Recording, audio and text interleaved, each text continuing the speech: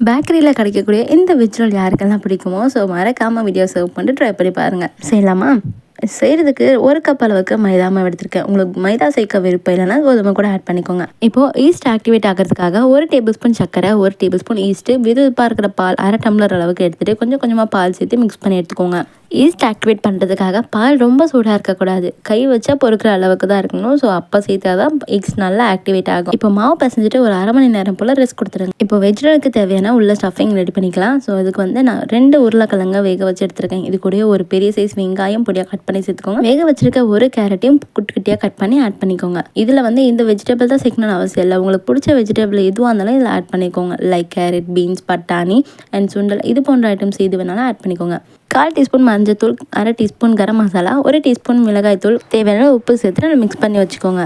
இப்போது ரோல் வந்து நம்ம கார்ன்ஃப்ளவர் மாவில் உருட்டி எடுக்க போகிறோம். ஸோ அதுக்காக 1 டேபிள் ஸ்பூன் அளவுக்கு கார்ன்ஃப்ளவர் மாவு எடுத்து தண்ணியில் நல்லா கரைச்சிட்டு கொஞ்சம் லிக்விடாக இந்த மாதிரி கரைச்சி எடுத்துக்கோங்க. அப்போ தான் கரெக்டாக இருக்கும். திக்காக இருந்துச்சுன்னா மாவு அப்படியே பிளேட்லேயே ஒட்டிக்கும்.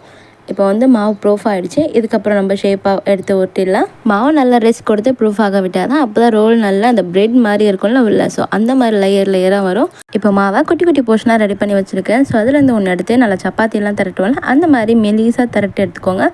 அதாவது லைட்டாக மேலே திரட்டணும், ரொம்ப அழுத்தி திரட்டிடக்கூடாது. இப்போ நல்லா சப்பாத்தி மாதிரி ரவுண்ட் ஷேப் கொண்டு வந்துட்டு அது உள்ள ஸ்டஃபிங் வச்சு இப்போ 2 பக்கமும் மடித்து விட்டு நம்ம சுட்டிக்க போகிறோம்.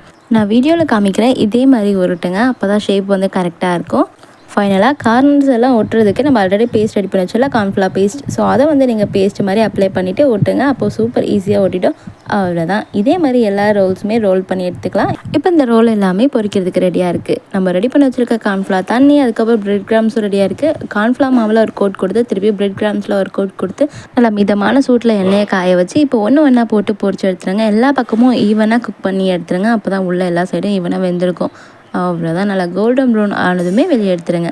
அவ்வளோதான். இன்னொரு இம்பார்ட்டண்டான விஷயம் என்ன, நல்லா காயும் போது இதை உள்ளே போட்டு பொரிச்சு எடுக்கக்கூடாது. ஏன்னா மிதமான சூட்டில் இருக்கும் போது தான் எல்லா பக்கமும் குக் ஆகும். மேலே இருக்கிற அந்த கிறிஸ்பி லேயரும் நல்லா கரெக்டான ஒரு கலரில் இருக்கும்.